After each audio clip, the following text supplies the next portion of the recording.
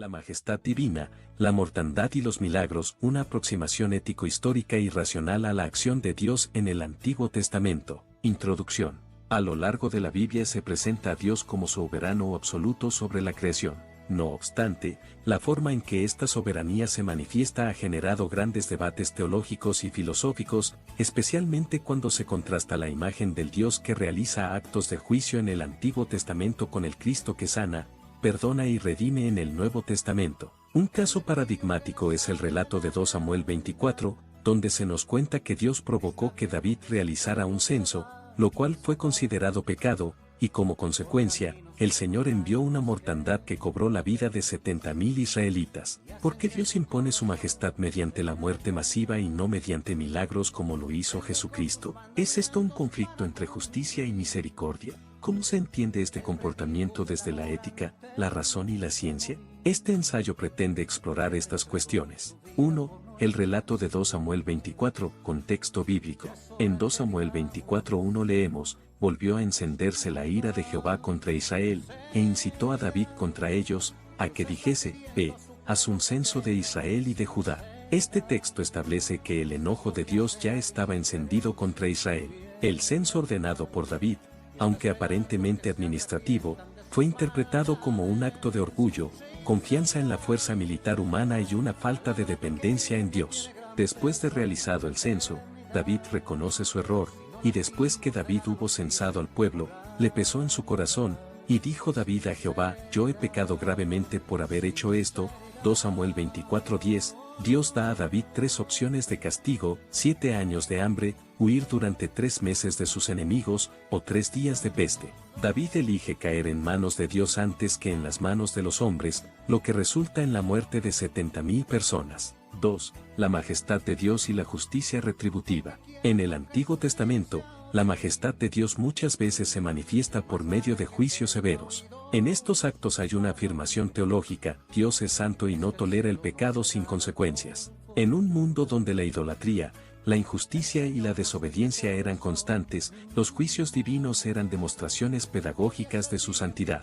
Dios no es arbitrario, sino que actúa en justicia. La mortandad puede parecer cruel a ojos modernos, pero en el contexto del pacto entre Dios e Israel, era la consecuencia del pecado colectivo. Esta justicia retributiva estaba ligada a la comprensión del pacto mosaico, Deuteronomio 28, donde la obediencia traía bendición y la desobediencia traía maldición.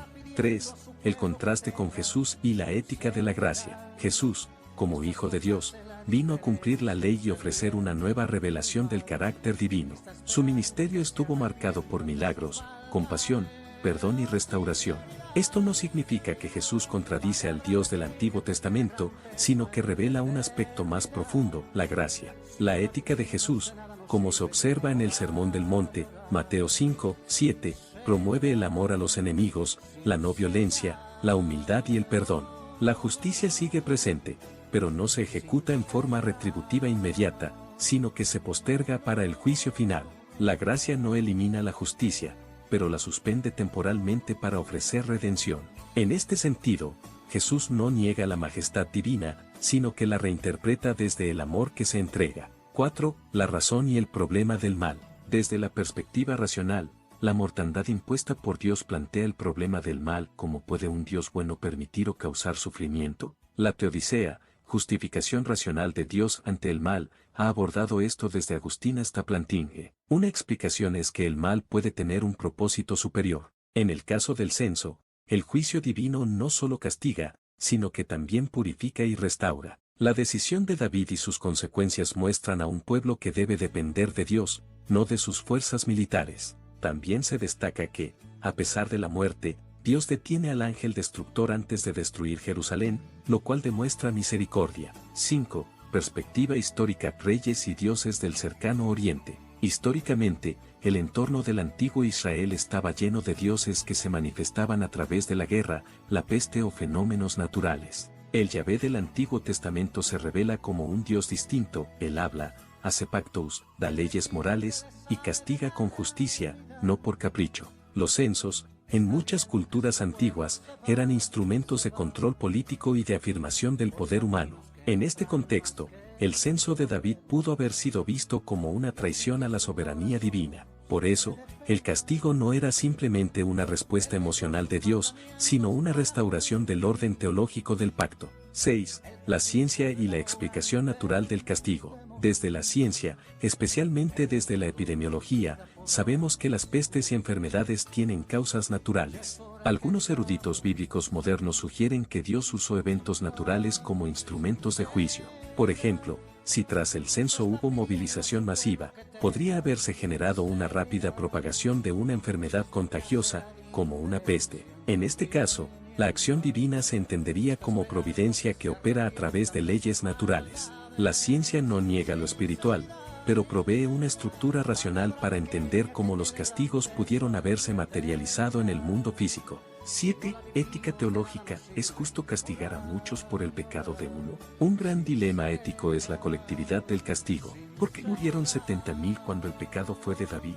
En este sentido, la ética bíblica antigua concebía al rey como representante del pueblo. Su pecado reflejaba y afectaba al cuerpo nacional. Este principio de solidaridad colectiva era normal en la cosmovisión semita. Hoy, la ética contemporánea promueve la responsabilidad individual, pero en contextos comunitarios aún se reconoce la influencia del liderazgo moral. La corrupción de un gobernante, por ejemplo, puede tener consecuencias masivas, aunque él solo haya actuado. 8. La revelación progresiva de la mortandad al amor.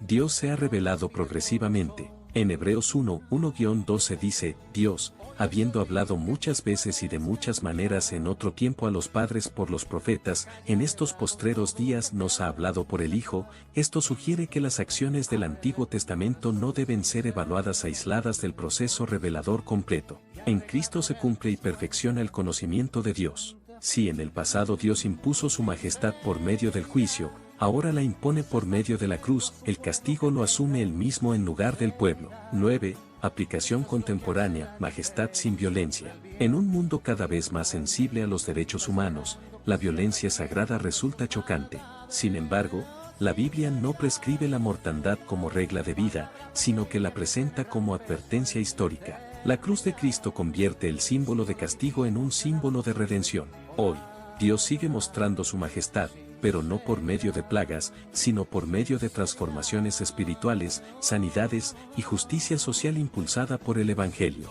Conclusión. La mortandad como manifestación de la majestad de Dios en el Antiguo Testamento no puede ser comprendida sin un análisis amplio que considere el contexto bíblico, histórico, ético y racional. Dios no es injusto ni cruel, sino absolutamente justo y soberano. A través de los juicios, enseña la seriedad del pecado.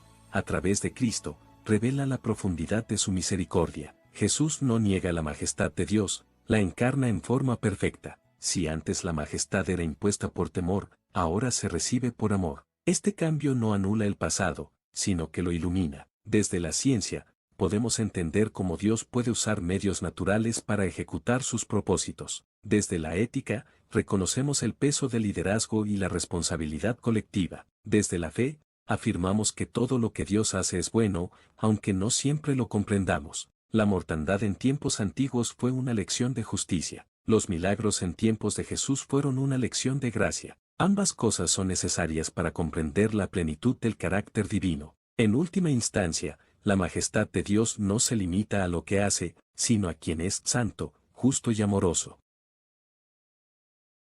Y recuerden nuestro lema: unidos por la fe. Dichoso el hombre que no sigue el consejo de los malvados, ni se detiene en la senda de los pecadores, ni cultiva la amistad de los blasfemos, sino que en la ley del Señor se deleita, y día y noche medita en ella.